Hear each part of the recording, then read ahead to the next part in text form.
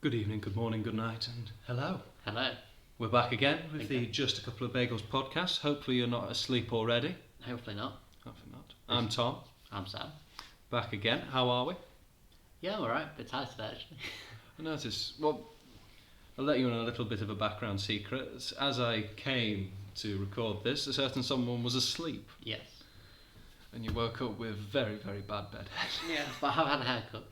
We both had haircuts, so we're a little bit lighter. Yes, a lot like I've lost a few stone after this has been all chopped. Felt the wind on my skin. Yeah. Which nice though. How's coaching been this week? Good. So we've got some new clients in, which is always fun. I noticed that you've got a few new private lessons. haven't you? Yeah, which is always a bit interesting getting new clients in. What the characters like? I'm interested to hear. That one is great. It's like really interesting characters. Very just. He's got a big character about him. Very loud and stuff. But he tries, and he's a half decent player. He plays squash. Ah, so has he got a very sort of flappy. And I try to obviously try and get it out of them. But he's I say he's like 40 years old, so old habits die hard. So it's very when I'm there reminding him when it's all slow, he's fine. But as soon as he's a match at the end, that's old habits. I was like, oh god. I think that's natural for most people. Though. Yeah. So I can hit a hard shot though. To be fair, I was hearing because you were on. I think you were on the court next to me. Yeah, I was. Yeah. I couldn't see what was happening, but I could hear a lot of thuds. Yeah, the guy was a big grunter, which I always find a funny thing. Coaching a massive grunter. I like it. It was like having a really sharp over front court. Ooh, it's not the worst thing in the world. Yeah, except he wasn't very sharp over. That's very true. This week's been quite enjoyed this week actually. There's been quite a few decent hits in there. Yeah. People are sort of I think this is the point now because they've been at it. They've had a few lessons now, and they're sort of back into the swing of things. So Yeah. people who I'd usually have hit with are they've reached that level they were pre-lockdown. Yeah. So it's a little bit more free, and they're moving through it a little bit more. Dusted the cobwebs off the racket. Dusted the cobwebs off, taken the rust off them, whatever you want to call it. Exactly. Shall we have a look what's been going on in the tennising world? Yeah. Start off with the man himself, Roger. Father Time. Yes. He's had knee surgery and he had 2 operations. Right. And from all accounts, both of them went well. That's good news.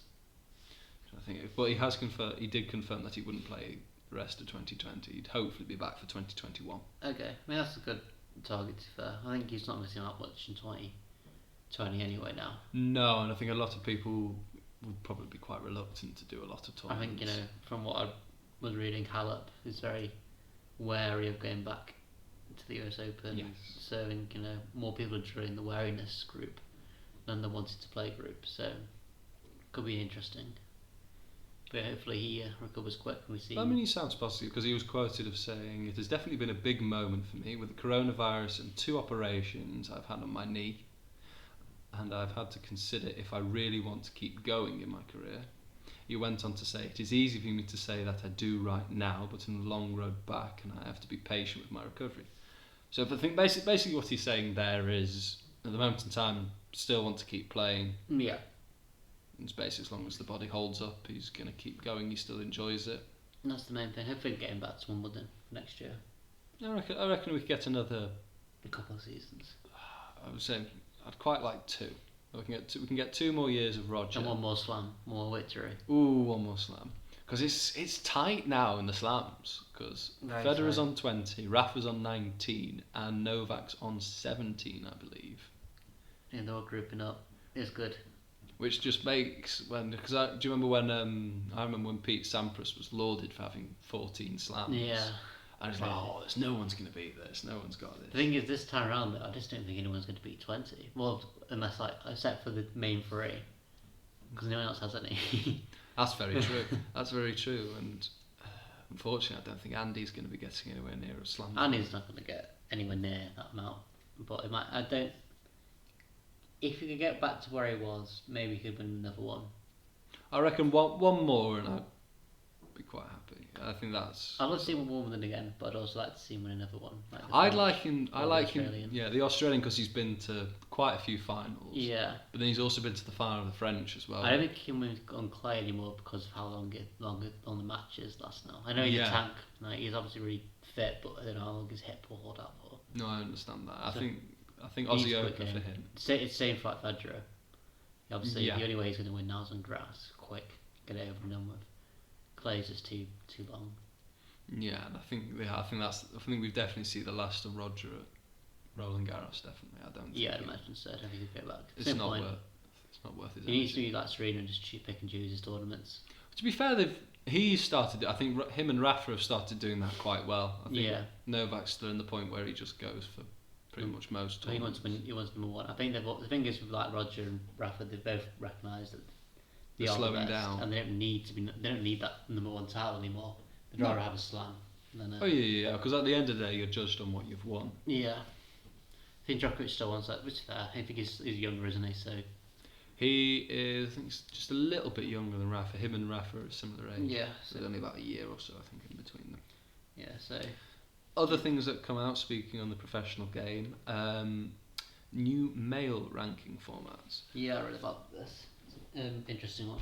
It is quite interesting. So what it was before is they took the 18 best results from 12 months and it's now going to be 22 months. Is that permanent now, or is that? I didn't look into it as much to say if it was going to be permanent. I think this is more to sort of help with Corona and help just so there's a little bit more fluidity with the rankings and just give people the opportunity to improve their ranking still in these very funny times. The only other thing is that they can't count the same tournament twice. So if Rafa won the French again, you can't have two French Open results. They can only have one. Yeah, then that makes sense. And I'm guessing they'll probably take the best one. Yes. The WTA, I should say, are yet to announce its system, but I would have thought it'd be fairly similar. You'd hope so. I think the rankings need to be quite similar across the board. This is why they need to the merging. Yeah, it's what we said in the last podcast, but they just need to sort of just get together and because it probably gets a little bit confusing, especially from a spectator or a fan's point of view. Yeah. Having two different sets of rules. Like, why are you doing this in one? Yeah, exactly. You're doing this in another. Yeah, no, they do. Yeah, makes sense. 100%. And I think it's been quite a slow week really for tennis news. There hasn't really been nothing too big. So Federer's the biggest bit. Yes. Quite a few. I did notice quite a few people came to Djokovic's defence for his little tournament. Okay, I haven't seen that. I think Boris Becker was quite vocal in standing by him. Okay. And I believe the Prime Minister, President, I'm not sure what it is in Serbia, came and tried to sort of deflect some of the blame onto himself. That ended up well for him, didn't it? Well, it was by saying he was the one who sort of authorised it and said it was all right to go ahead with it. So then they raided Parliament.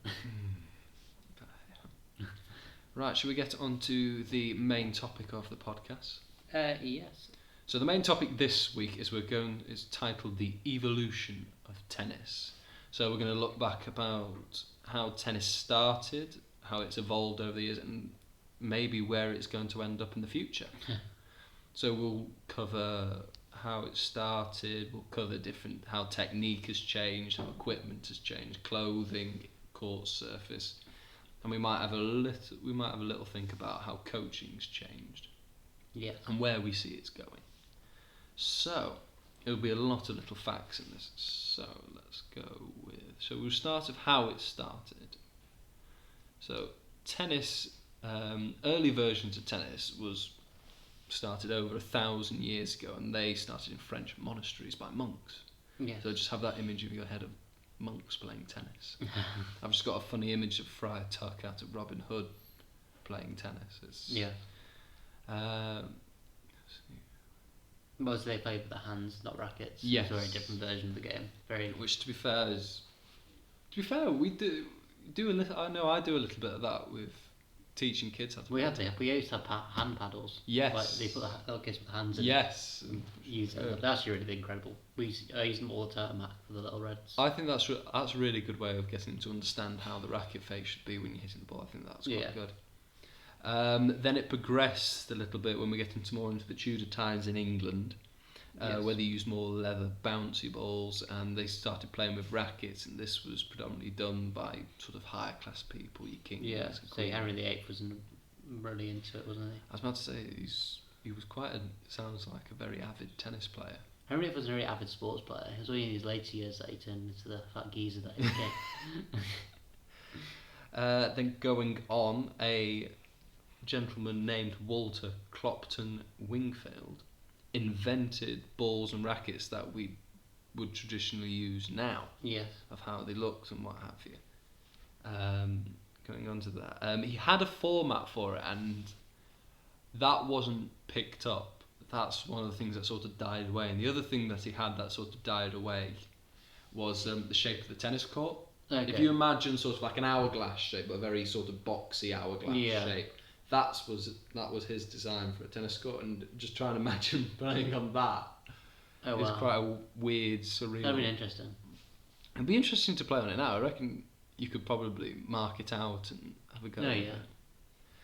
But then when it started, the way that it sort of the game that we know today came in was the game and the format was sort of thrown away, but the idea of it came to a little croquet club in London, and they needed a way to sort of raise money for new equipment, so they thought, oh, we'll put on a tournament with this game, which turned out to be tennis.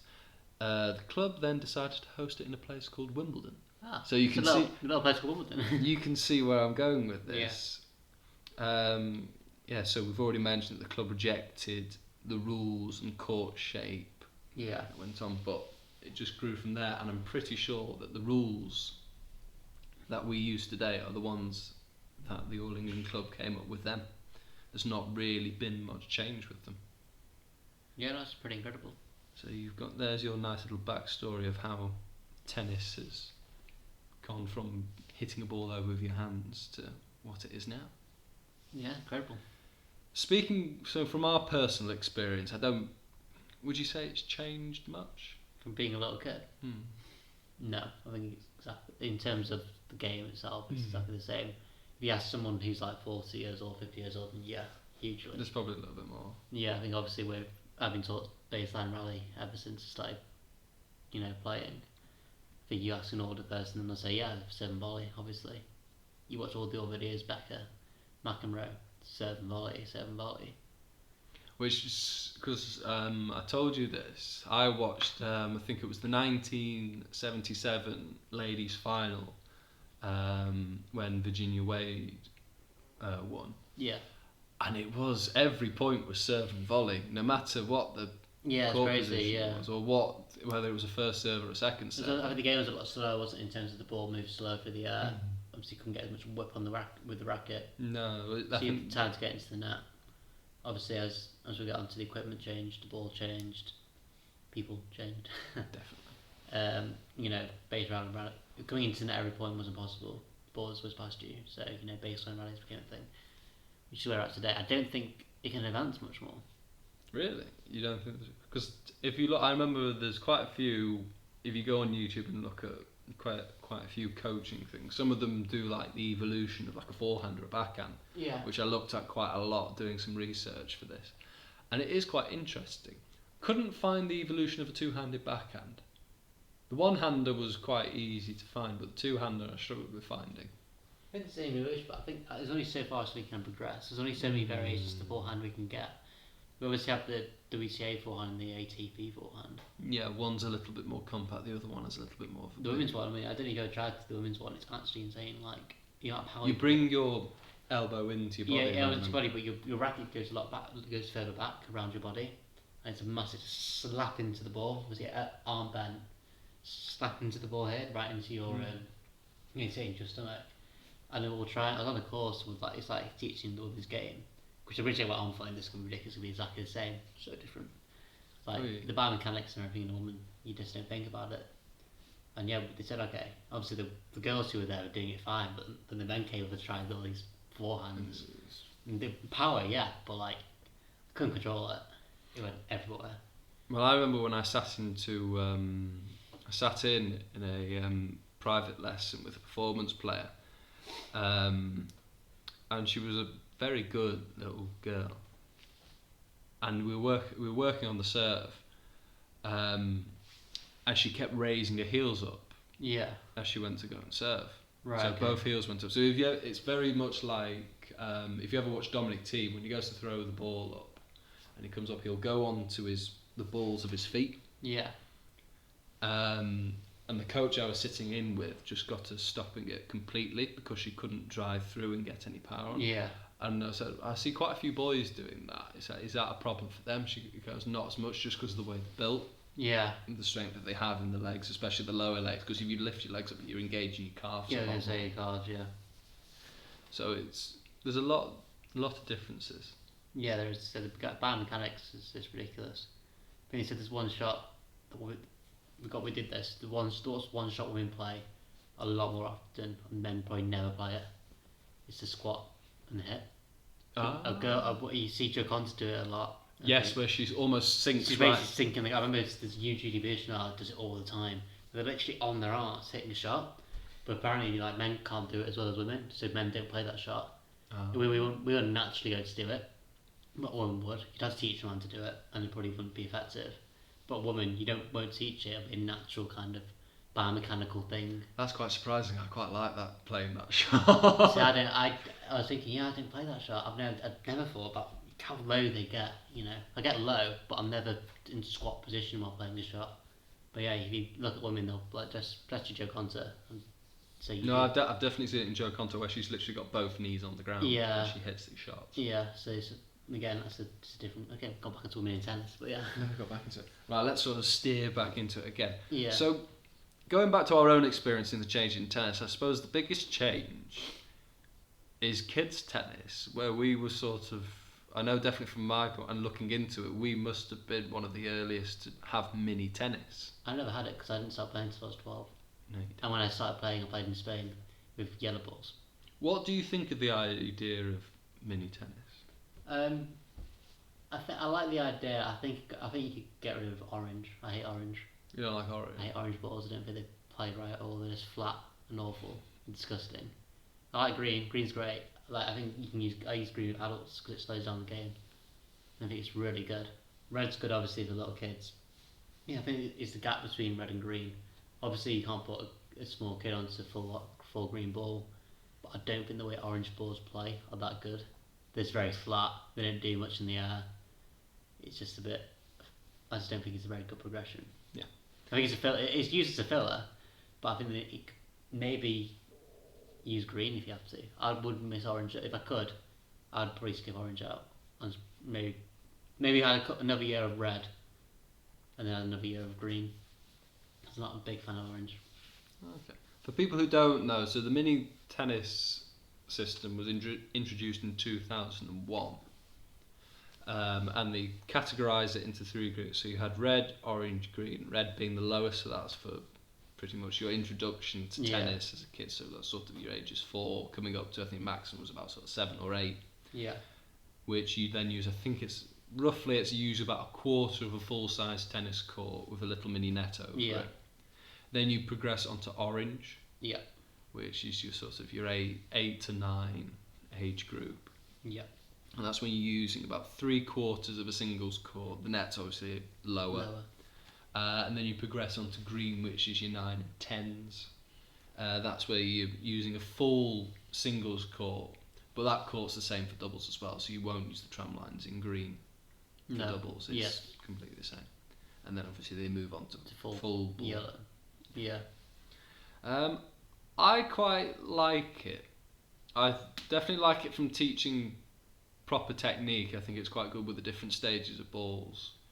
What I don't like is waiting for a person to hit a certain age to progress them on. I think that's the little bit. I think.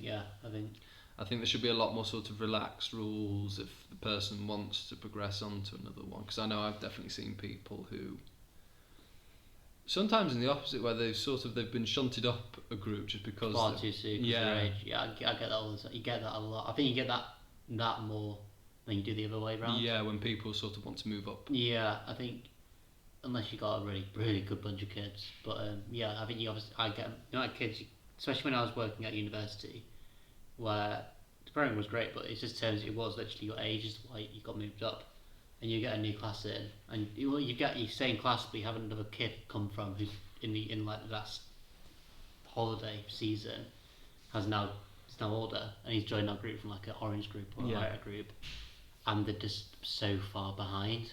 Especially because they're not moving up they're not moved up as their group. No, it's handpicked. Like, okay, you're how old now? 8. Okay, you're now in this group. Like, they're so far behind. Yeah, I don't think you should definitely not go on age with these now. Yeah, you should go off ability. Yeah, definitely. If the person is, say, 6 years old, and this is just hypothetically, if they're 6 years old but the red's too easy, it's stagnating them. They've got 2 years there. Yeah. That they could get used to. And to be fair, once they get used to one ball, they'll end up moving on to the next one anyway. Yeah, exactly. And I suppose the other good thing about it with teaching good technique is it stops bad habits, because when you see like people hitting in Spain, because it wasn't as predominantly used in Spain, yeah, they were using yellow balls with the ball bouncing more, and you've got such a small child, they'll get used to hitting the ball. See, I got used to taking a really high ball very quickly, which is fair, I'm not as good at anymore. Did that sort of affect your grip? Did you have quite played really full? I remember when I came back and started playing properly in England, I tried to use a Western grip that was pretty much not at all in Spain, but I naturally had to do. And then you had to play with it when the Astro with the ball doesn't bounce, it's wet. Yeah. Playing to play, I was like, I can't get the ball over the net. What's happening? I'm hitting the ball down at my feet. What is all this? Like, pretty different. So to say, yeah, now my grips, I play semi-Western. And to that, my high shots, I'm not as good at it anymore. I kind of lost it playing in England. What's your grip now? Semi-Western. Is it semi-Western? So I coach, obviously I had to coach at Eastern. Because I think, obviously to try and rally semi-Western, a really kind of slow pace from an adult, I've always struggled with, because it gets that massive kick. No matter what, I'm coming up behind the ball and putting a lot of topspin on it. And you don't accelerate with the ball, obviously. No. And if I've got a really good player on the other end, not a really good player, but a better player who's got good ability, maybe younger, then yeah, I can use my semi-Western. But I've got like a 50-year-old guy there who's only ever played against a slicer or a flat hitter, and I call my semi-Western grip, which naturally... You add that introduction of speed, it puts them off. And they're like, what are you doing? I'm like, what do you mean? Like, I remember the first time, like, the guy, what are you doing? I was like, what do you mean? He's like, you put really weird spin on the ball. And I was like, what? But I'm not. I'm not doing anything different. I'm not thinking it, and that was as a young coach. I'm like, I'm just hitting you, I'm just rallying with you. He went, the ball is bouncing differently. And I'm like, right, okay.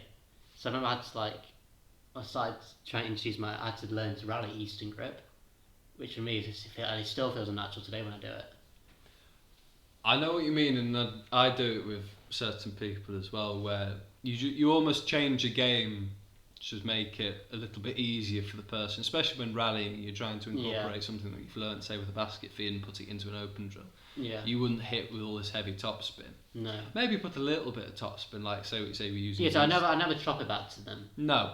But yeah, if I go saying Western, I think naturally when using that grip, you're gonna have a lot of spin coming off that ball. Because I think what you want to try and do, and I do this, because when you get, and this was a thing that I hated going back to from previous podcasts with level 3, is you don't get taught different feeds. You just literally do flat feed. Yeah. There's no variation. And then when I sat in with the coach, he basically did, right, if you do a basket with just random feeds, it gets them used to all these different types of spins. From basket, I can feed different spins. Yeah. I actually learned that in Spain. That's cool. When I went to coach out in there in Spain, they taught me all these different. And my favourite one, I remember them doing it to me as a kid, but on a clay court, you take your basket back because you need room, you Western grip, and you feed it into the ground, like literally straight in. It kicks up from your ground, hits like their service line, jolts into them, like a proper top spin, like kind of shot that's going at them. Because to get the full spin out of your hand is pretty difficult. But you hit it hard with a spin off the ground, shoots into them. So you want to teach a kid. It does work on Astro, but really affects on clay. You want to teach a kid how to effectively hit against a topspin shot from a feed, hit it into the ground, then let it bounce again on their side, and it'll literally kick into them. But it's incredible. They told me all that, and then so I'm quite good for my hand teach, like using different grips. But when it comes to rallying, naturally I always want to go back to that semi-western. But yeah, what grip do you use? I've got a semi-western. I muddled around with it. Once I went from a full western, then I went back to sort of an eastern one. But now it was almost in between. It was in between an eastern and a semi-western. Yeah. Is what I had before, and I've made it a little bit more semi-western. Okay, yeah. And just changed my technique a little bit more, and it's worked quite well actually. I think it's actually probably somewhere there's a picture of me literally as a little kid in Spain with my full western. Ooh. Yeah, proper. I look at proper it, action shot. Yeah, and I was looking up thinking, oh my god, how did I get my hand around that position? And how did I get the ball over the net? Because you try and do it now in Australia, it's just like, what the hell's happening? Well, this is the thing. You probably would never ever get taught that at all if you were doing this system, especially now because they've added another one in, which has come from Belgium, which is blue. Yeah. Which I've tried at David Lloyd's, and to be fair, it's part of the David Lloyd system, but you're supposed to. It's a bit small. The court is smaller. Yeah. And the balls they use are I think they're a little bit bigger, and they bounce a little bit more. They're covered in this weird blue paint, which is supposed to stop kids like picking, because David Lloyd's an indoor centre. You use sponge balls. It stops them picking at them and ruining the balls. Yeah, eating the balls. The one good thing I do like about mini tennis is the different racket sizes. I think it helps, definitely having a different size. That helps, especially with stopping injuries and stuff. Yeah, having the right racket. A good light racket always does help. Well, I'm guessing what you probably had when you... I had my sister's old Prince racket. Full. I'm guessing it was probably a more than 300 gram racket. Probably was. But it was about 300, but not. I didn't have any other graphene. It was probably like old, not like my sister's old racket from like the 80s. Like steel. Forged in Sheffield. Massive head, and it was like bigger than me almost. I remember I used to be I used like the colourful racket. It had every string was a different colour. Oh, I like that. Yeah. Do you remember your first racket? What was that? Like first one you own, not like Roger Federer's Wilson racket. Obviously. You see, I can go down because you started playing tennis when you were 12. I think it was roughly when I was about 4. Yeah. So I went through. Do you know what? I remember red. Definitely remember red. Orange and green. Don't really remember then. I just remember going straight to my first full size racket. So the first racket I owned was 26 inch. That's when I came back to England. I think mine was a 21 inch. It had like a gradient blue, a metallic blue to silver, right? And it was endorsed by Pete Sampras. Okay. That shows how old it was. Yeah, I remember that. So go on. What was your first full? It was a Babolat. I think it was Aero Light. I think mine was. What was mine? Mine was a Babolat, but I think it had a funny name. I think it was like called an E-Drive or something. Okay, yeah. It was quite. It looked really nice. Big head mine was. I remember like looking back then. I didn't really know, but like looking back at it now, big head. Was it like plus 100 square inch? Yeah, it was huge. Like proper big. So yeah, I now hope head. Love my heads. You see, I migrated. So I started with Wilson. I went. First one was that Wilson Pete Sampras one. Then I had one endorsed by Roger Federer. It's that classic sort of red with white. Yeah. Then I went over to Babolat. I think I had 2 Babolat rackets. Then for some reason I went into Dunlop. Interesting. Don't ask how that came up. Then I came back into Wilson and had the Pro Staff, and now I'm back on the blade. Because I dabbled. I love the blade. So yeah, I think when I ever go with next rackets, we never had, but I might venture to Wilson, just because I do love the blade. I'm hearing good things about Yonex. Yonex, yeah, we almost went through like a good. I think a few years ago they came out and they had the square racket. Oh yeah. And everyone's like, what is this square racket thing? Because I know a couple of coaches who've play tested them and they actually really like them. I play test Curios's Yonex. What did you think? Really good. incredibly good. See, when you think of when you always think of the racket, you always think of the player they're associated with. Yeah. The trouble is that's not usually what Yeah, the I know. racket is. I don't know. I actually know what the rest called. I just remember saying. I remember I went to the. They've all got funny names. Yeah, it was a Skips and I was trying to get out of my mate's club, and they have. I think it was like a Yonex test centre. He's done that now, but they had a load of Yonexes. Oh yeah, just try out whatever racket you want. We just got this one in. It's one Kyrgios uses a lot. Alright, okay. So, and it was actually. I mean, obviously it's not Kyrgios, it's actually racket, but whatever was in it, I liked it. Played really well. Let's say Yonex. I think to be fair, Dunlop have really good rackets as well. Dunlop have improved quite a lot actually. Yeah, I think they obviously it's not endorsed by a big player, but to be fair, Kevin Anderson is Kevin the Anderson, main one. and to be fair, Rizvanska when she was playing was Dunlop, yeah. and I think Kyle Watson was Dunlop for quite a while before she went to Babolat. So again, there are players who use it. They're not bad rackets. You'll find that they have probably the exact same quality in them, but it's not endorsed by the big players. Well, I mean, going back to think of it on a racket's point of view, having the mini tennis there has been brilliant for them because kids will outgrow a racket now. It's not like you have a racket and you sort of stick with it until it's dead. Exactly. You start with the 21 inch, then as you get a little bit older, 23 and 25, and then you're on to your 26, 27 inch rackets. The kid there has had 5 rackets. Oh, it's incredibly expensive. I mean, to be fair, I think a lot of parents fork out a lot on rackets at an early age, which is fine, but you don't need to. It doesn't matter. No, you can get. I reckon if you've got. The passenger rackets are actually quite good for mini tennis. A lot. I think they're like 25 quid for each one progressing through to 26. I think they go to, and then when you get to 27, you fork out a little bit more for your full size one. That's fair enough. But I think going through junior, unless you're playing day in day out playing tournaments, you want to get up on the cheaper ones. That's what I recommend to parents. Yeah, I mean, I had one who's moved. He's moved up from a 21 inch to now a 23 inch. Yeah. Which was a weird coaching experience because I hit 3 balls and he completely missed all 3 of them just from having a different racket size. Yeah. He just found it so weird. But as you say, if the kid likes the paint job on the racket, you've usually got them sold anyway. They don't really care sort of the balance of it, all that sort of lot.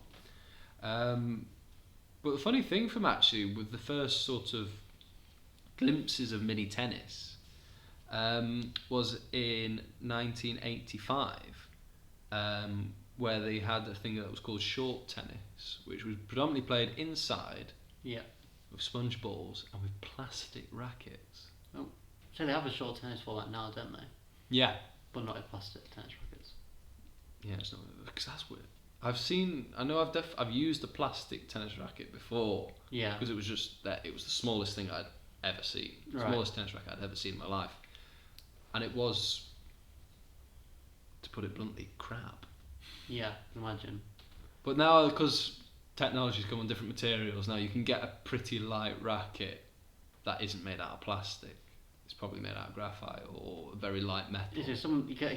It's pretty. You get. I think Babolat have a lot of the good graphene small rackets, 21 They inches. have. Do you know what? I didn't realise they have a really wide range of rackets. Yeah.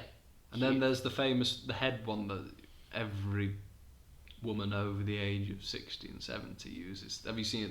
It's got a massive head. That weird, it's very, very thin at the bottom, and it goes in a really weird... It goes like that. Yeah. It's massive loop and Massive loop, yeah. biggest sweet spot ever. Yeah. But awful looking though. I'm pretty sure that is the biggest, best-selling racket in England. Oh, that's tragic. It's an awful, awful racket. I hate it. I hate it when I see people use them. I don't know if it's because the head is so big on it, but the handle looks tiny. I think it's the head. The head is massive, and it just gives you that sweet spot, which means you hit it cleanly most of the time. The only problem is you won't be able to direct it as much just because that sweet spot. Power as well.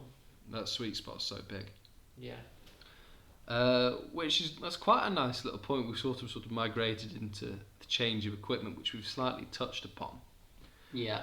And what I want to find you is I found this. I'll do a Jeremy Clarkson moment. I went on the internet and I found this.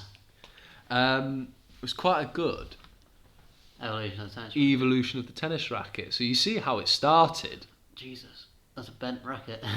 So the first one, because you can't see this obviously.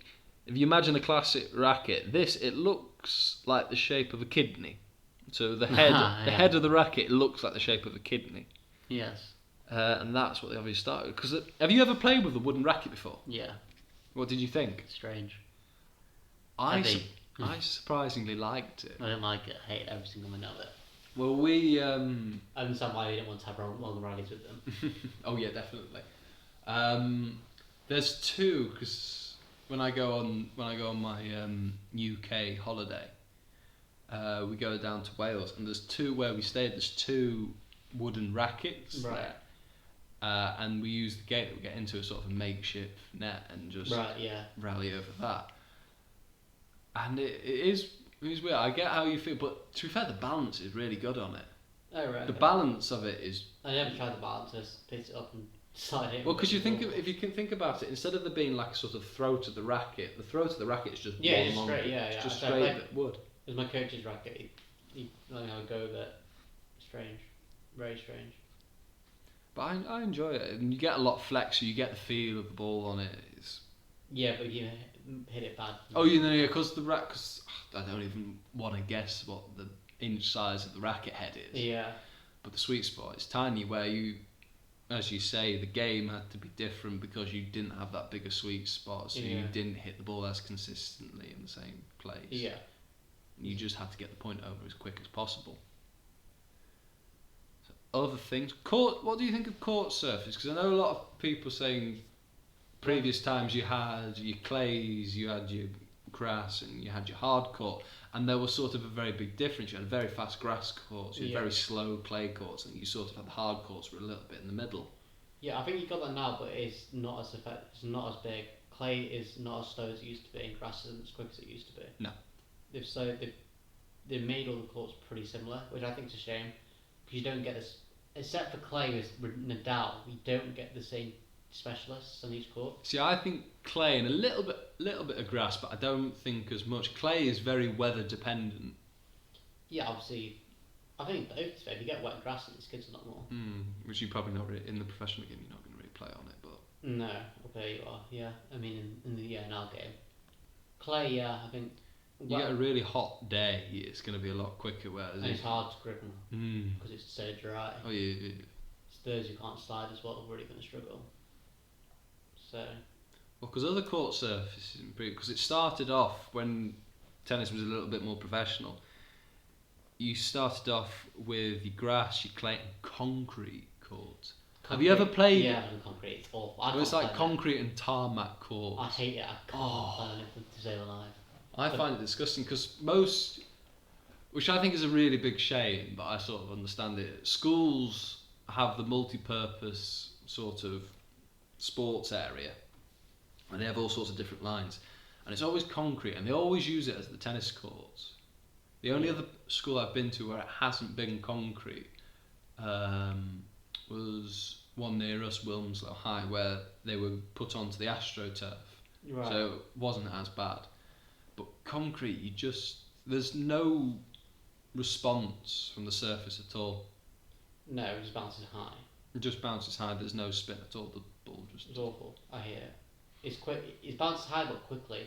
The good thing about clay is it bounces high but slowly. Hmm.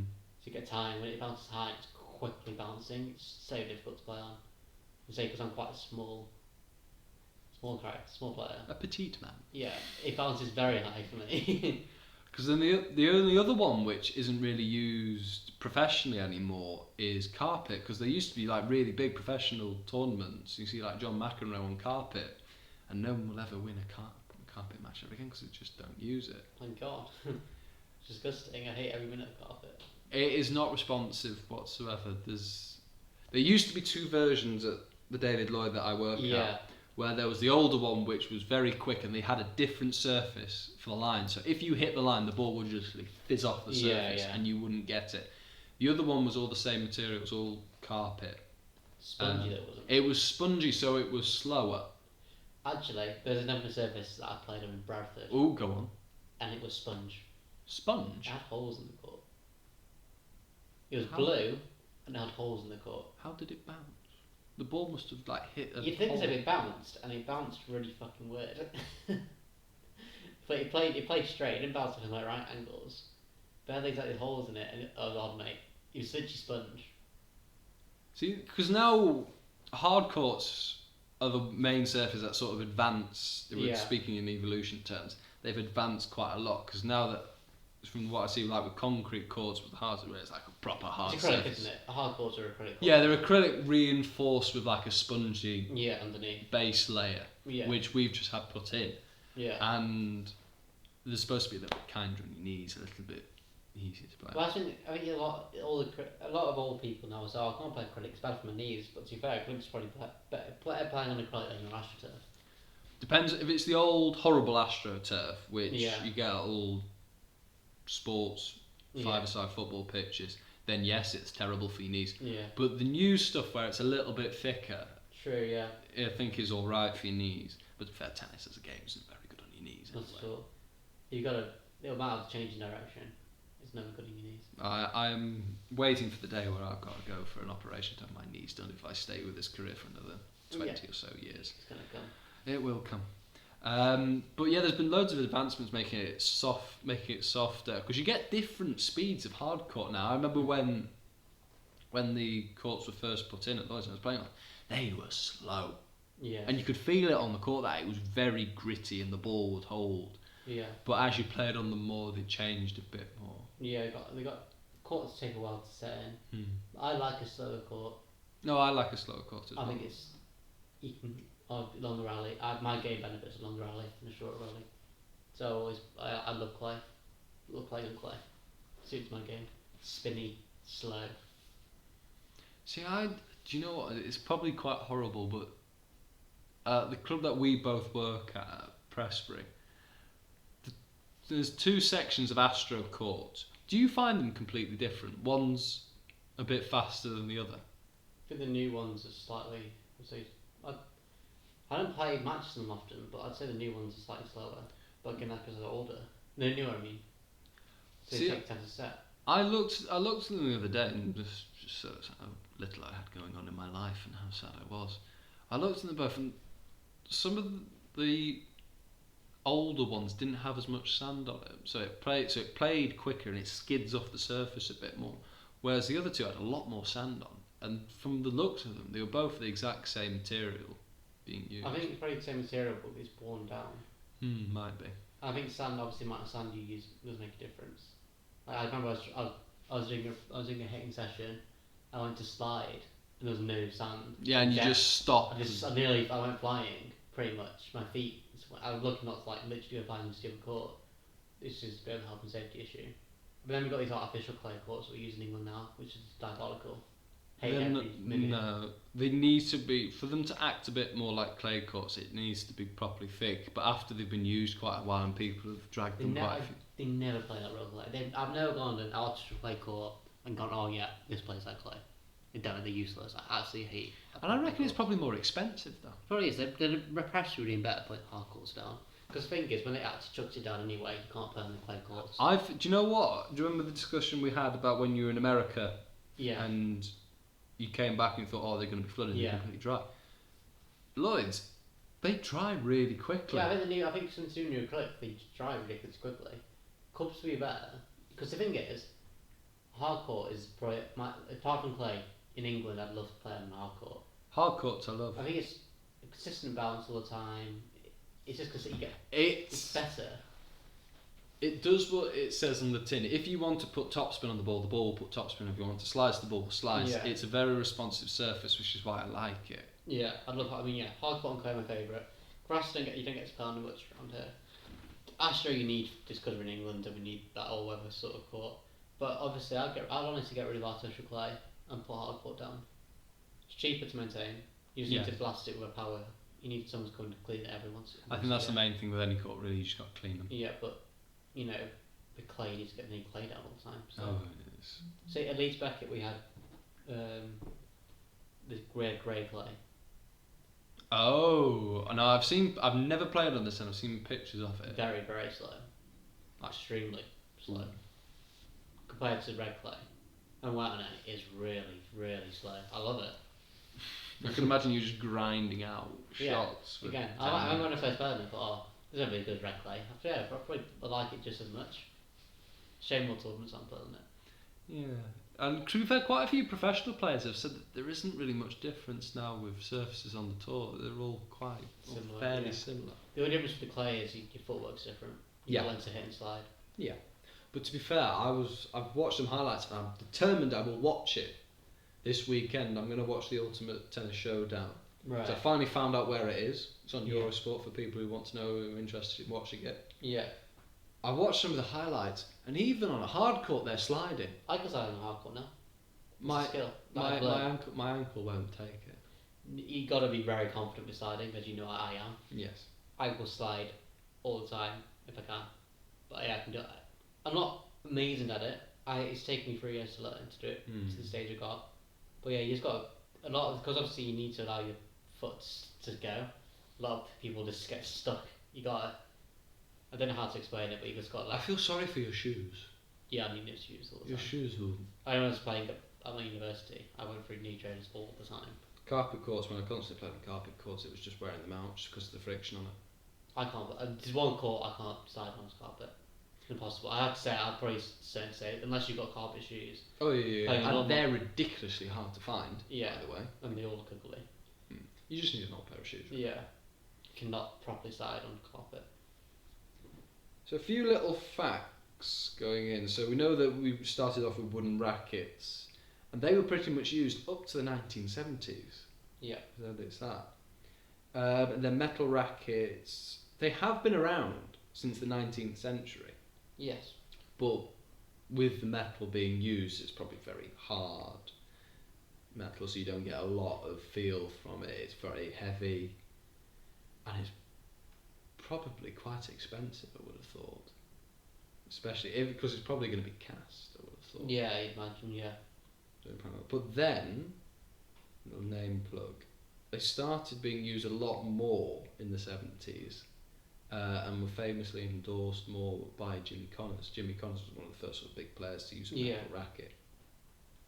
And then we move on to the graphite rackets. Yeah. Which the first person to use a 100% graphite racket. Any guesses?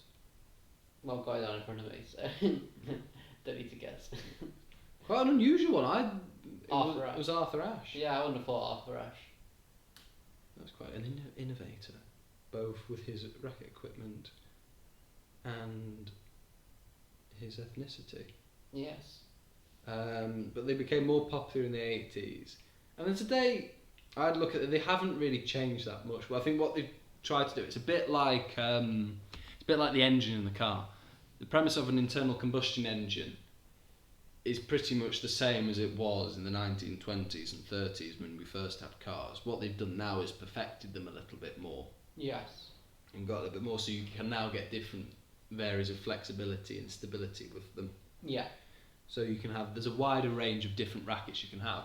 Whereas before, and I can imagine this in like the 60s with wooden rackets, and then for the 80s and 90s with metal rackets, Yeah. it was sort of, you have this racket and it basically plays the same as the rest of them. Yeah. No, pretty much, I can imagine that. But, yeah, say rackets now, there's such a variety of them. Oh yeah. Say when I went to the US Open last year, there was a demo session where we could all go on court and try out all the different Wilson rackets. And yeah, they landed all the different Wilson rackets, all the new range to be fair. But yeah, I remember I tried out a few of them, and they all felt different. Like generally, it's all so different. My favourite was the blade. The worst was that clash. You really didn't like it? It's mixed bag, this Wilson clash. Really didn't like it. I just didn't have any. Just felt like I lost a load of control. So my favourite was the blade, followed by the ultra, and then obviously I love the pro stuff, but it's just so heavy.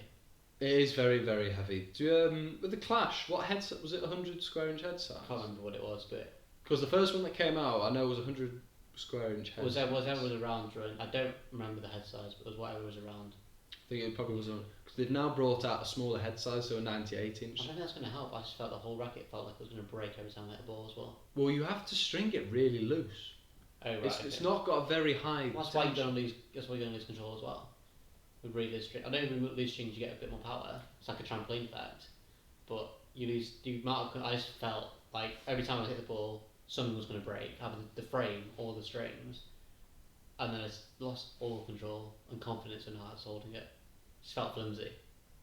I think a lot of juniors seem to like it, and it being Maybe it's a good junior racket, but I can't see a player like Serena endorsing it.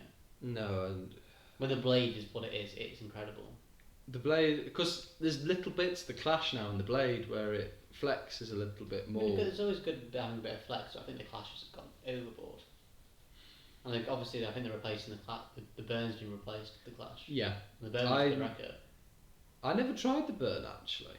Wasn't my favourite, but it was quite good racket. It's from the looks of it, it was more of like a spin based racket. Yeah, bigger bigger head size. Yeah, it looked more like a bubble up. But again, I liked it. So I like them all. So the Ultra's a nice racket. It's like the one racket I've always wanted to try. Is the Bubble Up Pure Strike. It's the one that Dominic Thiem uses. I've used that one. It's a nice racket. I remember when I bought it. Really nice racket. It looks like Bubble Up were trying to copy Wilson when they made that racket, which is why I like it. Yeah. And I thought it'd be quite an interesting one to use.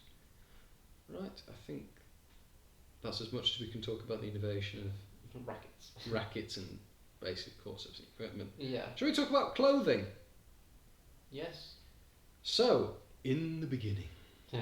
This sounds like I'm going to start a story. So if you looked at if you just Google like early tennis pictures, Yeah. they look like, from a man's point of view, they look like they were about to play cricket. Is how I would describe them. Yeah, it's very much so. Very formal, all white, trousers, polo top, and a sleeveless sort of cardigan, woolly jumper type thing. Yeah, That's what I'd call it. Wouldn't fancy running around in that. No. Then obviously as the game's become a lot more physical and a lot more active, Yes. whatever we use. Obviously the equipment's had to change. It's obviously got lighter with a change in technology, Yeah. different materials. No wall. Started wearing shorts. Yes. Apart from, do you remember when sort of like 2007, 2008 where Rafa wore like 3/4 shorts? Yeah, some of that. I hate that look. Awful. I hate 3/4 shorts. Just not for me. It's my version of sitting on the fence. You either wear trousers or you either wear shorts. You don't go in between. No, it's like when you remember then that craze where you had the zip pop. Oh! You could unzip your. You could always tell. I had a pair. I remember as a kid I had a pair. I used to love them. Well, it's just 'cause it was like a gimmick. Yeah. You give a kid with anything with a gimmick, and they're gonna like it. Yeah, but yeah. But it was That craze, thank God, died out. if you see a grown man wearing them, you know he spends most of his time outdoors rambling, Yeah. going round all these different places on walks. Yes. It's not a good look. No, it's not the best look in the world. So obviously we've gone from cotton clothing to more sort of plastic. It's more polyester. It's more polyester, so it's lightweight. It's sort of. I wouldn't say it's probably easy to breathe because it's plastic, isn't it? I suppose. Breathable. You get breathable material now, so it's you know you don't get as hot. It didn't stick to you like cotton. No. does. Obviously, I love training in my cotton shirts, but like Yeah, when I play yeah. a match, you want to be able to breathe. You want to be able to be cold. You don't want to be hot. So these breathable shirts do help. Speaking of clothing, at the end, I'll let you do a little plug for your. No, yes. My friend Sam here has got a little clothing venture which we'll talk about at the end of the video. Yes. Yeah, so men started wearing shorts, got rid of the jumpers, Yeah. and then moving more into sort of, as you say, the polyester clothing, Yeah. moving around a little bit more. I don't think there isn't really anywhere else I would have thought clothing can go. Just getting lighter. Unless, because you don't see this as much from the men's side. I mean, you got Roger sort of going back to the older days, because I remember I think it was about the late noughties at Wimbledon, he wore very formal, Yes. classic look. Yeah. And then you had Rafa with sleeveless Yeah. vests on and all these Yeah. sort of things. But the women's side seems to have had a lot more interesting history, because they started off by wearing pretty much a full dress, Yes.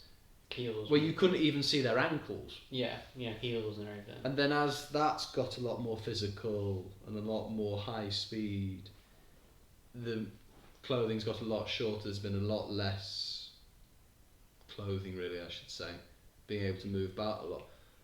But there's been some very weird and obscure outfits worn by. I think that's just because obviously women in fashion.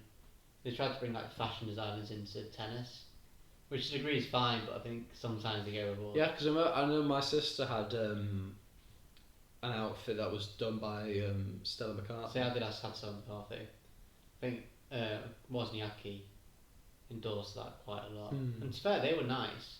I remember the one Serena Williams wore, that white one. There's like quite a three-quarter. There's quite a few that the Williams sisters have had, because I remember the ones that Serena wore more, but I know Venus had a few sort of faux pas, I would say. But I know Serena, she had like the weird sort of three-quarter thing, as you were saying. Like bits were taken out of it. And then the one which, do you know what, looked very futuristic to me was that cat suit she wore in the French Open. Which, to be fair, I remember listening to an interview, she talked about it. When she had a child and what, she had very poor blood circulation. Yes, and the cat suit helped with the blood circulation and keeping it makes sense. Which is quite an interesting thing to go at. Can you sort of change the clothing to improve blood flow, which is obviously going to help? That's why you wear like a tight, like when I go running in the winter, I wear my combat shorts underneath my actual shorts. I have like thermal tops. And yeah, stuff and I think around it, she wears that one up his arm, doesn't he? It does really help with blood flow. So there is compression outfits sort of out there that do help. But yeah, I think sometimes fashion designers can take it a little too far. There are quite a few. I think was it Burditch? He went to H&M. Oh yes. And it was horrendous. No, I remember seeing that. It was horrendous. But to be fair, some of the designs are a little bit. They look. The only way I can describe is that the fashion designer for it's mainly the Nike ones that I see the problem with. Yeah. Where they look like the designer was on acid. I think Nike are very much out there in terms of trying to. They test the boundaries. Adidas know what the we'll stick within the limits. Nike was trying to push them. And I've always found that, because we'll move on to shoes, because shoes I think is where there's been quite a lot of innovation. Loads, yeah. And I always really like the designs of Nike compared with Adidas. But Adidas as a shoe and functionally for the purpose it's meant to give, I always prefer them more. Yes. I always feel like with Nike ones, the sole's a little bit too thick. However, I had the, what do you call them? I think they were called something Court shoes. I don't know Nike that well. They'll come to me later. Vapor Court or something. Okay. Where it was very lightweight design, which I liked, because usually before tennis shoes were very sort of bulky and like the Barricades. Quite heavy.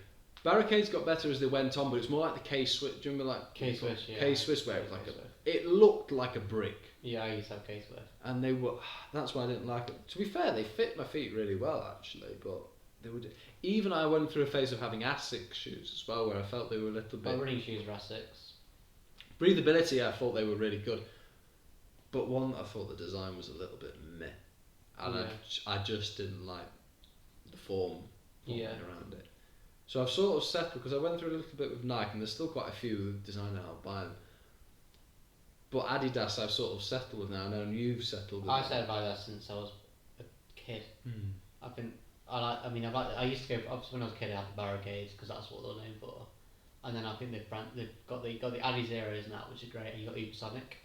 And then you've got the ones that have replaced the Barricades at the Soul Court. Soul Court, yeah. I think they're great. I love Ubersonic and Adi Zero because they're so light. But they are. I got Adi. My ones they need to replace. I'm going to buy some actually. It looks like a gym shoe, and that's not meant as a dig at it. That's just showing how light. They're very light, and they're great. Which for me, when I'm running around a lot on court, having light shoes is great. Because the Soul Court ones, I wasn't too sure about it. But what I like about Adidas shoes is they've got their boost stuff in it, which stops the shock going through your legs and your knees. That's it, yeah. And it's what I like, and just little things like that when you're on court for 8 hours a day, you want something that's sort of going to help a little bit more. 100%, yeah. But what I liked about them, they had a little, so on the outside of the shoe they had a little wedge, so when you're trying to push off, it gives you a little bit more of a surface area to push off, which I quite liked. But the way for the future of shoes is no laces. I hate the idea. Because Adidas have brought out this shoe that has no laces and supposed to fit to your feet. I don't like the idea of it. I like the idea of laces. The thing with it and the idea I quite like, because I quite like it when you can just slip on shoes. I've got some Adidas gym ones where you just slip them on. Right, yeah. The idea I quite like. The thing I don't like, with a lace, you've got something physical tied round it. You've altered it so it's not going to fall off. Yeah. It's that feeling, if I push off something, is the shoe just going to fall off? Yeah. But the thing from what I've heard is it's almost the opposite, where they've put it so it's not easy. I wouldn't say it's hard to get them in, but you have to force your foot in. Right, okay. And it gets to the point where, a bit like if you put a baseball cap on a little bit too tight, it sort of starts hurting your head. It's that same feeling with your feet, where your feet feel really compressed. Yeah, I can't have that. I don't. With the way my blood circulation goes, I don't think having that. It'd probably like my foot will fall off, but like no circulation to my foot. So I don't know. I like my laces. I'm not sure how tight they are. I think I probably will get. I don't think you'd want to coach in them for 8 hours. No, that's the thing that I reckon if you play like a match for like an hour or 2 hours, you'll be fine. But I think unless I probably will end up getting bored and probably buy a pair and put them through and just see what they're like. Yeah. Just from the idea of trying them out. Yeah, true. Can't knock it till you try it. Any other items of clothing we haven't talked about? Tell you what is quite annoying is the classic sort of sweatband look has gone really. What, when you wear on the head? Yeah, it's... Yeah, I used to have head sweatbands for the wrists, but no one really wears them anymore, do they? No, particularly. They're not as sort of like fame, fluffy ones. They're sort of quite discreet now. Yeah, I think I'd stop wearing mine because of the tan lines. That's true. But then again, a watch does that for you anyway. Yeah, but a sweatband one was huge. Oh no, I can imagine. Yeah. But yeah, I think that's about it for clothing. Yeah, so I think clothing's been quite drastic. It's just become really more practical. Yes. Where it will go in the future, I don't know. I think this thing with laceless shoes is either going to be a gimmick or it's going to actually catch on. Yeah, I'm not for it at the moment, but I haven't tried it, so you know. Don't knock it till you try it. Exactly. It's probably the motto we're going with.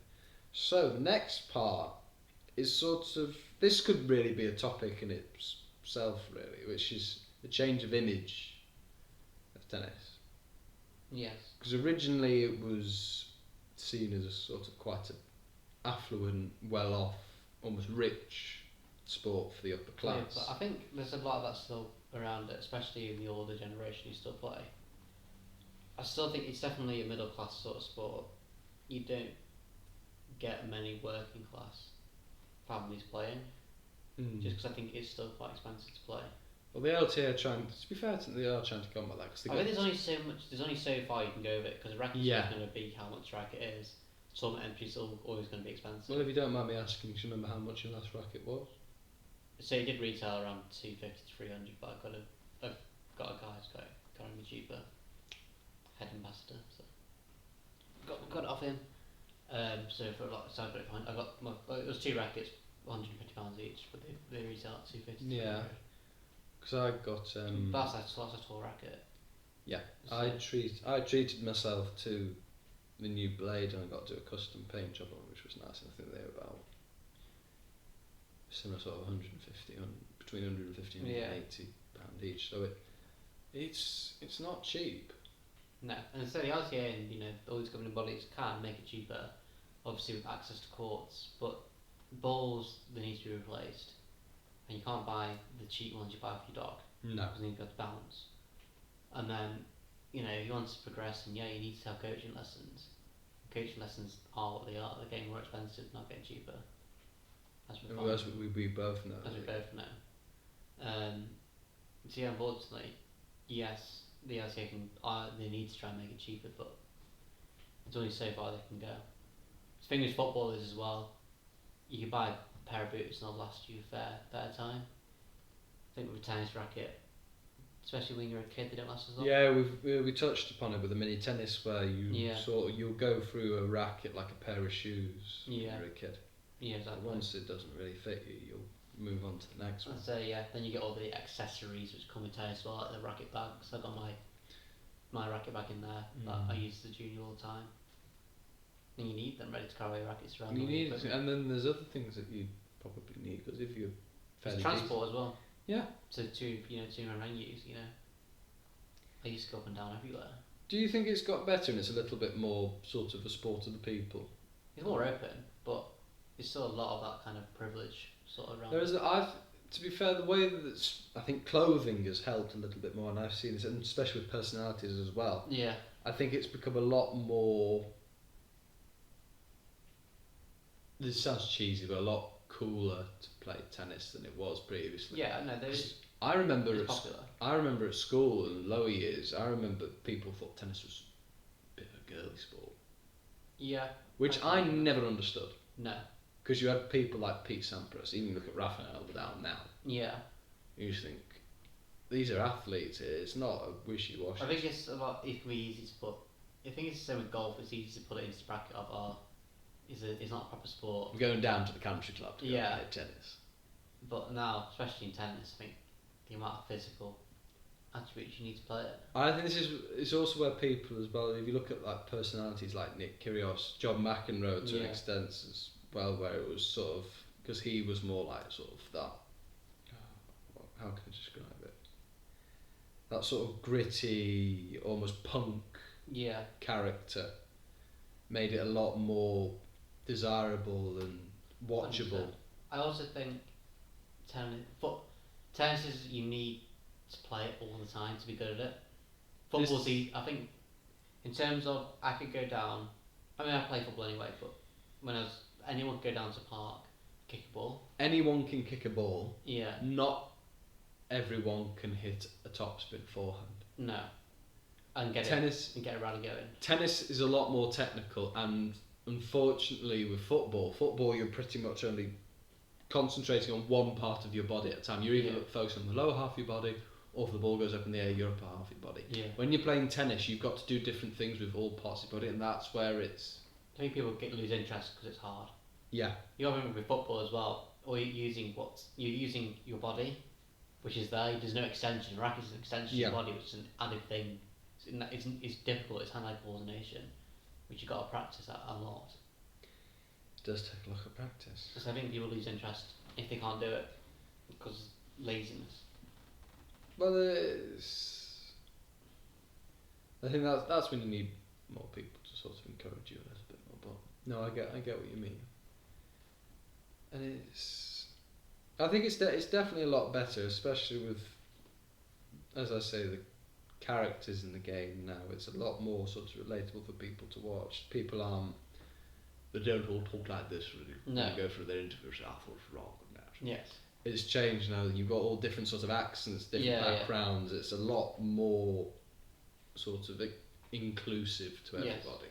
No, 100%. But it could do better. I reckon it could still. Yes, but I say there's only so far. Yeah.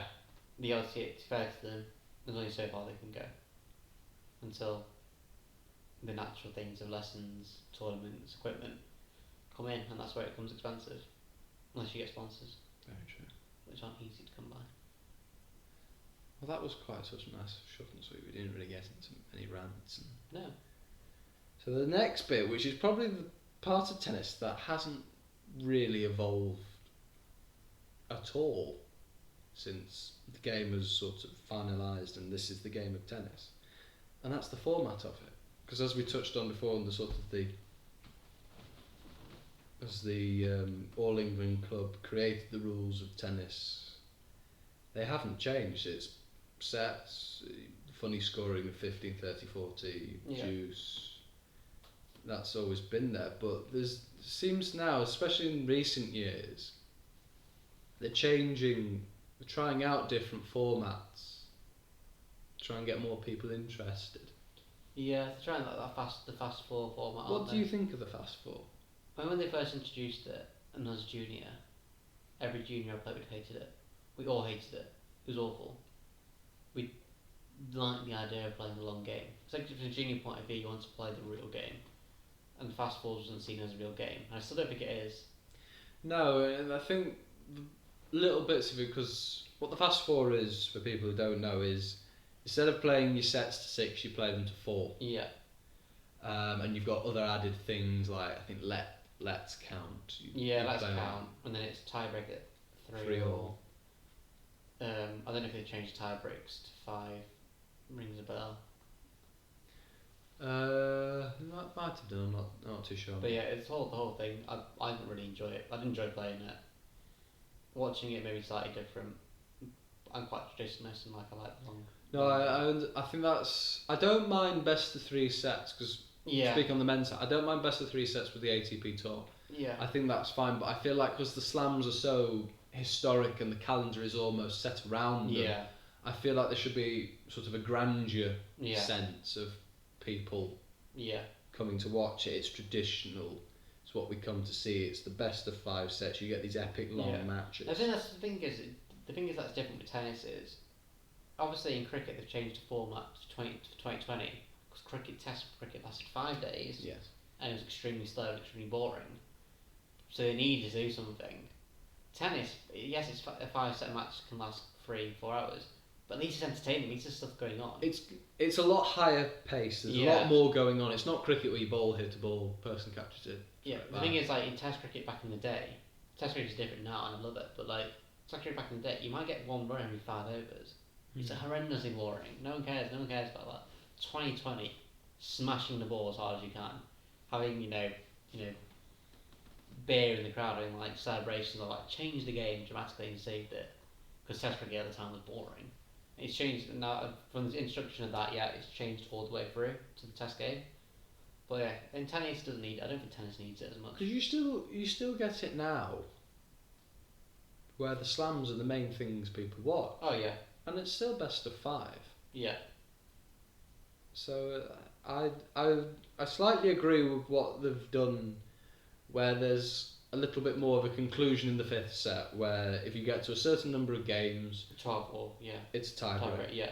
I like that because I think it's horrible if you end up with like a 20-18 last set. Yeah. You are spent, and then you got to go and play next day. Yeah. And he's like, what? Yeah, exactly. I don't think it's fair because then that sort of decreases the watchability of their next match. Exactly. Because you know it's more likely probably going to be a walkover unless you are some sublime athlete. Yeah, you mean that good. But the interesting one, the latest one, and this is why I really am hell-bent on watching it, is the Ultimate Tennis Showdown format. You're right. For us, it's strange. Yes. But the way I describe it is it's a little bit more like, I like to think of it as like a video game. So what they've done now is the maximum match that it can last is 1 hour. Right. So we know now people's attention spans are getting less and less and less. Yeah. Because they want things instantly, they want it Yeah. going on. So an hour's sort of quite alright. You won't get the epic long matches, but it'll be more intense. That's the idea, it's intense. So it's split into 4 quarters, so it's a little bit like an ice hockey game. Yeah. 10 minutes per quarter, tie-break scoring. So you go for those 10 minutes, tie-break scoring. If the scores are level, you play 1 deciding point to see who wins that set. Sudden death. Then, with the sets, say if it's like 2 quarters all at the end of the hour's match, you do this sudden death part where you have to win 2 points in a row. Yeah. And you alternate the serves, 1 point each. Okay. And the other little things are 15 seconds serve time, so there's no 25 seconds, which is what the the ATP, LTA, WTA have introduced, where you've got the shot clocks now. Yeah.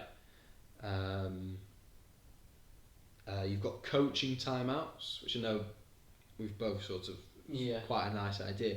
And the other thing I really like, which I think is really helpful, the watchability of it, is on-court interviews at the change of ends. Players will hate that. I reckon some players will hate it, and I think it also depends on the commentator. Yes. I reckon some commentators will handle it better. Yeah. And will get a lot more out of the player. Others will probably ask the completely wrong question. And Well, John McEnroe, Boris Becker, ex-players will be great. But even that, I think you can get someone like Andrew Castle coming in and just annoying the hell out of the player.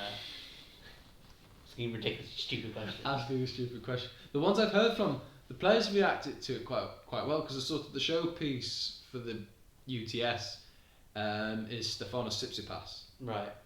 And I've listened to some of his on-court things, and they're quite humorous, to be fair. Yeah. Some of the things are quite good.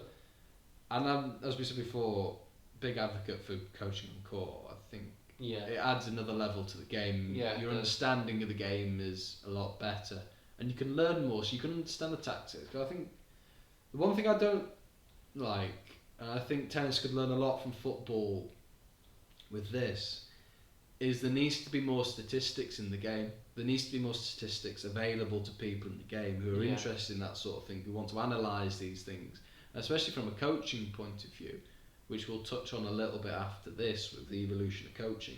Yeah. There needs to be more, because with football now you've got expected goals. You can figure out how to play in a certain way to maximise your chance of scoring. Yeah. With tennis, I think it needs to be certain things like this. There's sort of laws or things that we go by with coaching when you're teaching a person, like hitting cross court is a high percentage shot than hitting down the line Yeah. for certain ways, and all these sort of things. Coming in, approaching the net, go down the line a little bit more, it's a little bit safer, all these sort of things. Yeah. But you don't have the statistics really to back it up. You can't really just go onto a certain website like you can in football and just bring out a load of stats. Yeah. No, 100%. And it has got better, because you see it with all the graphics. You get all the, like the heat maps where players have put their first, second serves, where they hit most of their shots, where they're hitting their winners from. Yeah. But I think there's still a little bit more that they could do, and just make them widely available for people. Especially for coaches. Oh yeah, I think from a coaching point of view, it really helped, because I remember hearing, I think it was Nick Lawrence, one of my level 3 tutors, where he was talking about Andy Murray. Andy's got this thing where he'll want everything almost sold to him. Yeah. He won't just say, right, I want to change your backhand take back to this. He'll want to know why, and he'll want to know the facts. Yeah. So having these statistics available Yeah. will help make better players. And Well, 100%, yeah. So I think that's one little area I reckon they improve. But from the format point of view, what do you think? Because this is sort of like the first time you're hearing the Yeah, ETS. I say that could be. It sounds interesting. As long as it's a. I won't say what I've got. As long as it doesn't affect tournament. As long as it's a new tournament thing, not a. I don't. A widespread thing. Yeah, I don't see this entering into Wimbledon anytime.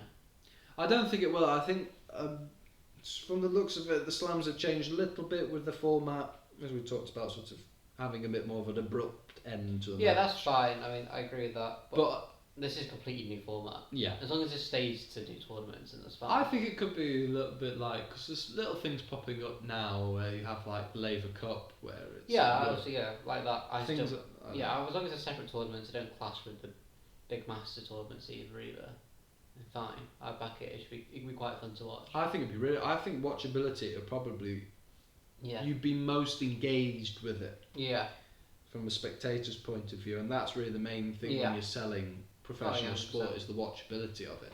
Yeah. Which is why the Premier League's done so well, Yeah. because it's made itself the most exciting, Yeah. It's incredible. unpredictable league. Yeah. All gibberish they've come out of the mouth. But from format point of view, I think it'd be good for the game to have different formats. I think having different competitions, like if it was, like as you said, if it was a standalone competition, Yeah. I think it'd be quite good to have. I think it'd be very good for people to have a gateway into watching tennis Yes. and then build onto it. Yeah. I think 100%. that'd be quite good. Yes. The more variety, the more people you're probably going to get. Like with anything, if you've got one single thing, then you probably ain't going to attract really one type of person. Yeah, no, There's that's one true. certain. If you have different sort of formats, it may get confusing for players, but then you might get players who are better at a certain format than another. Oh format. yeah, you will do. Yeah. So 100%. it makes for a more interesting watch. Yes. The last bit that we will focus on is the changing technique, and we'll cover the coaching first, and then we'll go on to the individual shots. Yeah. So I think how do you think coaching's really changed? Because have you experienced changes when you were I think little? every coach is different. In terms of the coaches, I think coaches always cater towards me when I coach. In terms of, except for one maybe, but like I've never had that really strict coach. Always had coaches who have fun on court and stuff, and very much heavily rally based. Not much basket feeding. I never did many basket feeds and enjoy it as much. I was always heavily trained on rallying, rally. In terms of technical coaching, I don't think, from my point of view, from what I've experienced, it's changed much. It might have changed more for you because you started younger. As you probably recognise the difference being a coach as a kid. I'd say the main thing with tennis coaches, most of the ones that I've worked with and had, is they've all had quite a good personality. Yeah. They're all characters. That's the main. Yeah. I don't think it's like in football where you had sort of quite authoritarian. Yeah. In the 80s, 90s, and it's changed now. Yeah. I think tennis coaches have always been sort of quite light with how they treat people. I think you still get it, especially when you get more to a performance stage. Yeah. Where it gets serious, but there's still that sort of element of fun with it. Yeah, 100%. I think you've got to have that to retain the player, to keep them interested. Yes. But this is the thing, with football you're teaching a team. Yeah. You have your own philosophy, and it's almost your philosophy and your attitude suits the team that you're working with. Yeah. That's why you get certain managers who don't work in other places, because the team doesn't like the way the person's coaching, so they move on to the next team. Whereas with a tennis coach, you've got to change your personality and the way you act to suit the person, because you're teaching the individual. Yes. So I think tennis coaches should, and pretty much are, very good managers of people, a person's person, sort of. people person. Yeah. Person's people. Yes. So I think that's where, because it is a more intimate relationship, because you're working one-to-one most of the time. Yeah. With these individuals, you never get an individual football lesson really. Very rarely. It's group. Yeah. The only way I can slightly argue it is goalkeeping. Right. That's from personal experience. Yeah. You have the goalkeeping coach because it's a specialist position. Yeah. That makes sense. But other than that, the only thing that will change now in the future, I reckon, with coaching is the help of technology. Oh yeah. Technology has made coaching a lot easier, especially if you're trying to get a little detail. And it's very good from the person's point of view, because don't know what you think about it, but filming amazing. Filming pupils at slow motion, showing them where they are, and then getting a video of someone else recreating what you want them to do. It's quite new in tennis, and golf has been around for years.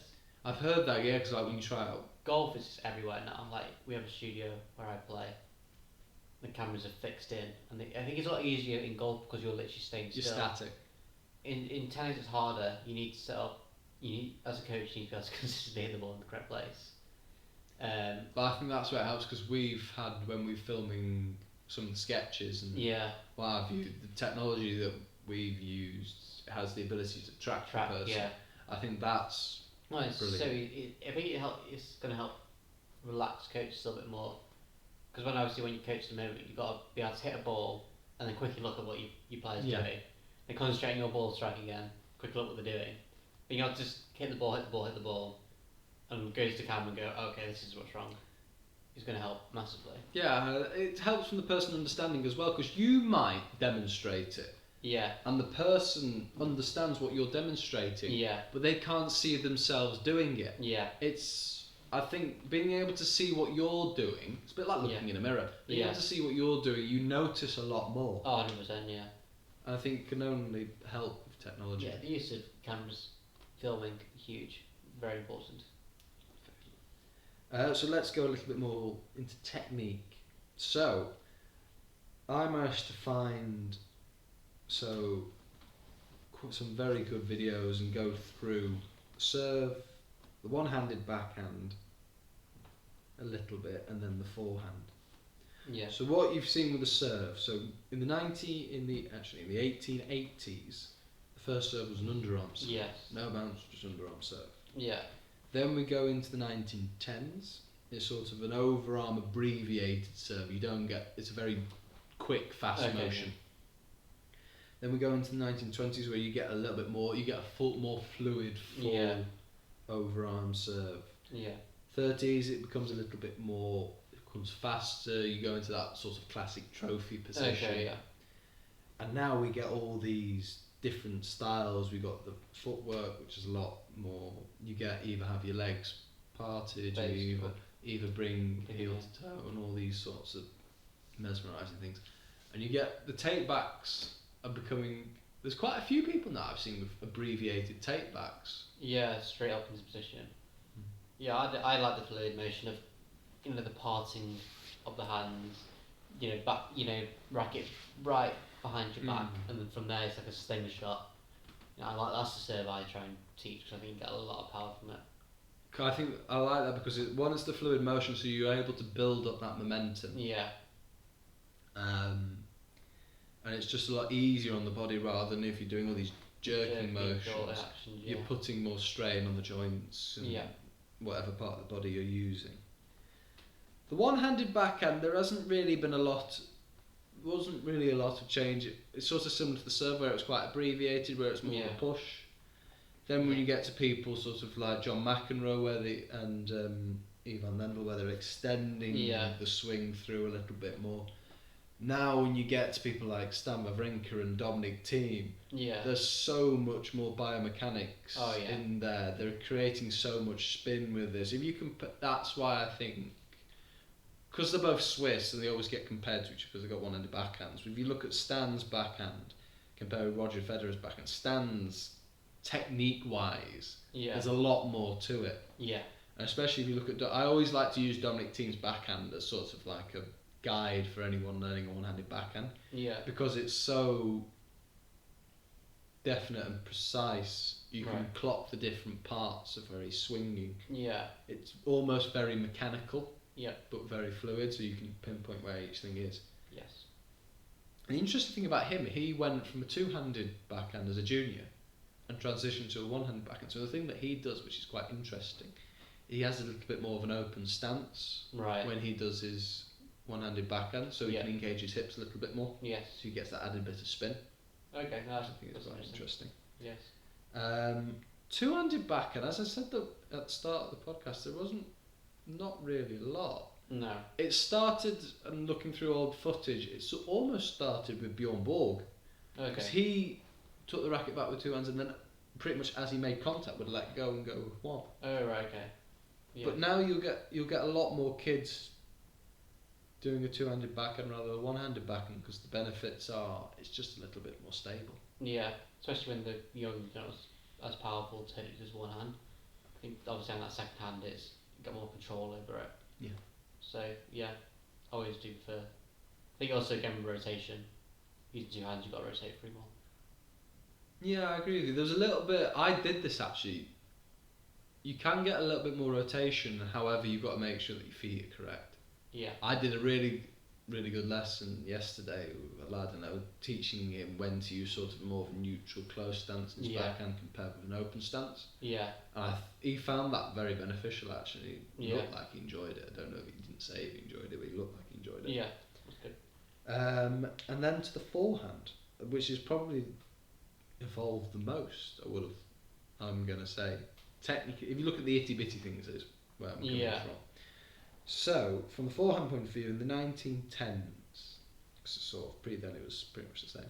Very short, flat swing. Yeah. It's almost like a little push, like what we would teach like toddlers and mini red kids to start out on. Coming to the 30s, similar to the one-handed backhand, they developed more of a bigger swing. Yeah. And created a little bit more topspin. They started getting a little bit of topspin coming over, but now we go to the modern one. The modern one, you get more use of the wrist. Yeah. You're getting more topspin, and you sort of get these nice sort of take backs coming through. Action. You get a little bit more of a loopy action. Now with these next gen players, the take back and the whole swing really is so compact. Yeah. There's so much. Yeah, it's awkwardness is how the elbow goes in and it's very flat on the one that I always like to look at is Nick Kyrgios. When he takes the racket back, his elbow back here. Yeah, it looks uncomfortable, to be honest. It looks really uncomfortable, and I feel like you might get a lot more injuries with it. Yeah, I'd say that's with the men. With the women, I think it's still very much a wise take back literally behind the back and then coming in for a stick. Well, this is the technical teaching point that I always have the distinction with boys and girls. When you teach, the basic things we teach to take a racket back is take it back level with your body. Yeah. You look at the women's game, they're taking it far back, so you can see the racket protruding behind the back. Yeah. It's just all too bad mechanics. Yeah. Because, a man won't be able to do that as well as women can. No. And women do it much better. In terms of the big swing and then coming back in, it's a massive slap with power. Again, that's the women's game being built around the flat game, isn't it? Yeah. So, well, as we've mentioned in the last podcast, it is getting better and people are doing more with it. But yeah, no, it's games evolved a lot, obviously. Obviously it will evolve again, but it's hard right now to imagine where. Yeah, that's like with anything though. I mean, we can't really imagine what it's going to be, what would be the next thing to sort of take it up to another level, what's going to advance the game on a little bit more. Yeah. I think the main thing that's advanced the game is the technology. Yeah. Technology of the rackets, the clothing, the courts. Yeah. Being able to coach with the technology as well. Mm-hmm. All of it has advanced because of the technology. The technique has changed because technology's changed with it. You've had different rackets. Yeah. You're working on different surfaces. Exactly. Than what you were even 20, 30 years ago. It's we just don't know what the technology will be that will push it on to the next phase. 100%. But it's exciting. It is very exciting. Which comes, speaking of exciting, coming on to our last point, we're going to talk about the greatest sporting memories, our personal greatest sporting memories we remember. Yeah. Do you want to kick us off with one? I think my go-to all the time is that London 2012, the Super Saturday. When Jess Ennis won, Greg Rutherford, and then Mo. And then Mo won. It was 10k. And obviously followed up on the Sunday by Murray winning the Olympics as well. So that weekend, to be honest, but yeah, Super Saturday, I remember it so well. Because no one was actually expecting Greg to win. No, they weren't. I remember. So he won, and I was like, alright, okay. Then Jess won. Obviously, she won the poster girl. Poster girl won heptathlon, record, British record, and all that. Then that race with Mo Farah. I just remember he started right at the back or something. And I was like, oh no, what's he doing? And then obviously that final 2 laps just came through the pack and just left them all. Just incredible. But yeah, it's I really remember the opening ceremony. Opening closing ceremony, yeah, both of them were amazing. The thing is, I remember because we were maybe 14 or so, and it went on for a while. Yeah. It went on right into the night and what have you. And I thought, I don't think I'm going to get to watch all of this. I'm going to be sent to bed. Yeah. But I managed to do that sort of that little thing that all kids do. Is like, I've got to stay really still, don't we? Really still, really quiet. Don't make them much. They're just going to forget about me. Yeah, exactly. And it worked. Yeah. My best sporting memory, and we're trying to keep it away from tennis, but we'll talk about tennis, is the 2008 Champions League final. Yeah. Both of us, yeah. Both of us are Manchester United fans, and we were born for the 1999 final, but obviously we don't remember it. I remember the highlights. Watching them all the time. But I just remember that was the first. I remember that was the first night. I think I had like a little glass, like a thimble full of red wine. Oh really? But that was the first time I remember having alcohol in it. Oh right. I think when the first goal went in, I was like, "Oh my god!" Because that header is, because it's Ronaldo. He just for some reason he defies physics when he jumps in the air. It was brilliant. But even then, like I am now, I'm a nervous wreck with it, and I knew we weren't going to win. The one thing I don't remember is Drogba getting sent off. I don't remember him getting sent off. No, I remember that. I remember Frank Lampard scoring. Yeah. But then I don't remember him getting sent off. And then the rest of the match is sort of a little bit of a hazy blur. And then the penalties. But I remember the penalties. John Terry. Slip. I was there ready. I was like, oh my god, we lost. Yeah. And I was sort of looking through it with my hands and fingers over my face. And it was one of those moments that only the Lord Almighty could have come up with. The fact that he'd slip and hit the post like that.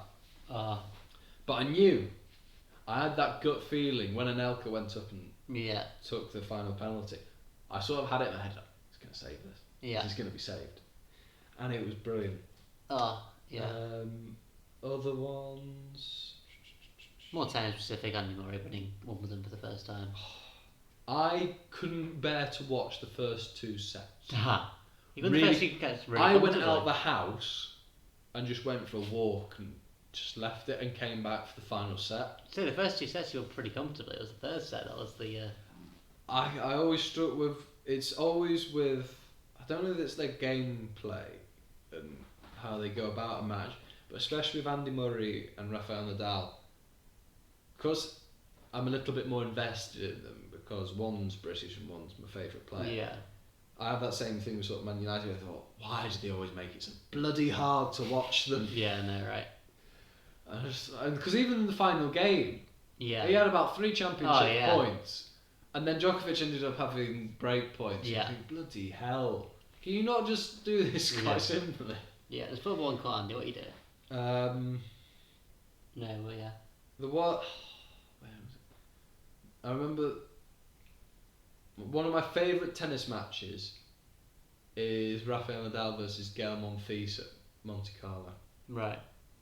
Love that match because I think it was the year after everyone thought Rafa had sort of lost it a little bit. It was that year when him and Roger just dominated everything. And it was the start of the clay court season.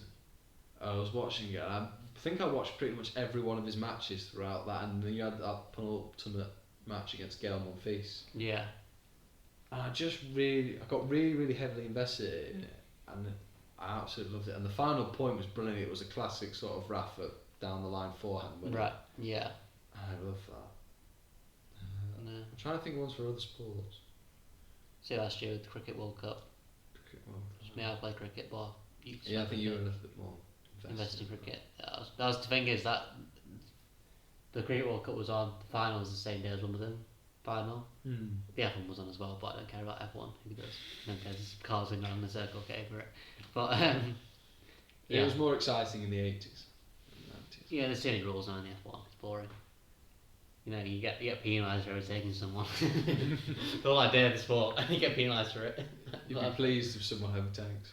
Yeah. It's like, oh, you overtook him. Oh, wait, no. He's got flagged. Why has he got flagged? He overtook him at the wrong point. What? There's a right point? How ridiculous. But yeah, no, it's too many stage rules in F1 now. But yeah, that's another sport. Then, it's probably one of my only positive memories with our national football team. 2018 England versus Colombia. Penalties. We should have won that game before extra time and penalties. Do you know what? The one thing I can always remember about that game is how dirty the Colombians were. See, I was actually at Wimbledon when that match was going on, so I didn't actually watch it until the penalties. Ran to my mate's house to watch it in Wimbledon. Luckily, he lived like 5 minutes down the road from Wimbledon, so I sprinted home. Well, I can remember both goals. Not much more I can remember, like with most games. Yeah. Actually, no. One save from Pickford, that was unbelievable. I remember that. It was like a long range effort that he tipped over the bar. That was brilliant. But I remember Harry Kane taking ages to take his penalty. Yeah. For England's goal. Because all these Colombians were just sort of standing on the penalty spot, just ripping it all up. I thought, you dirty swine! Yeah. Just leave him alone! Yeah. And then some of the language that came out of my mouth when Yerry Mina scored that equaliser was like, not again. Yeah.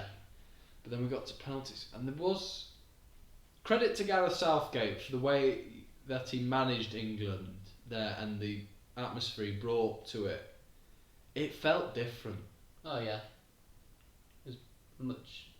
It's much better compared to you could see people.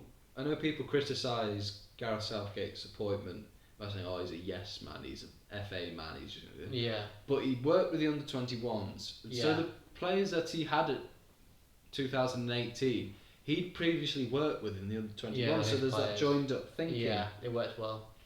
It was good. But that was it was annoying. 'Cause if Kane had passed to Sterling. All the high. Do you know what? I don't think we would have won the final because that France team was Incredible. I mean, you could have fielded their second team. It's very I didn't watch the final. I was so disappointed. I watched it because I just wanted to see Kylian Mbappe. Yeah, I was too disappointed. I didn't watch the third and fourth. I didn't watch the third or fourth because I think that's a meaningless match. No one wants to know if you're going to come third or fourth in the World Cup. Pointless. It's pointless. There's no point to it. No. But anyway, yeah. I think we've come to quite a nice ending. Yes. That was quite good. That went on a little bit longer than expected, actually. Yeah. A lot longer than expected. A lot longer than expected because we thought it was going to be an hour, but as you'll Yeah. probably see in the final edit, it's going to be Way over that. way over that. But I think we touched on quite a few good points. Evolution of tennis, it's pretty much all come down to technology, really. And the long story short, we don't know where tennis is going to go next. Yeah. Apart from possibly laceless shoes. Yes. Brilliant. Right. Do you want to do a little plug for the Chloe thing? Oh yes. I guess I can. It's Go on. hard to show it, but You could just explain. yeah. So obviously, the guys that know, I've got my own clothing brand coming out, my own little range. Thankfully, I'm a brand ambassador. Yes. Tom is the brand ambassador. So I'll be posting some stuff up on. I'll probably put a link up soon to our website and. You'll find, hopefully when this comes up, because I've done this with a previous podcast, you could probably find it if you go over to his Instagram, Yeah. which I can add a link down below. And Yeah. if you want, I can always put the clothing's Instagram link down below as well. Yeah, that's good actually. Yeah, do that. We'll do that, and website's going out in the next few days, hopefully now. So you've only got you got t-shirts and you'll have hoodies hopefully by the time it. Oh yeah, everything, all the range is in now. I think, pretty sure it's between me and my business partner. So I've got half the stock, he's got half the stock. We just need to get it all embroidered, all printed, and then yeah, hopefully next. So if you're week. looking for a trendy sports Yes. wear to flock in the gym when they reopen on the 25th of July, Yes. please check out Evolution Sportswear, Yes. which I'll send a link down below in the description. Brilliant. Right. Well, cheers for listening, guys. Thank you very much, and hopefully we'll see you in the next one. Yes.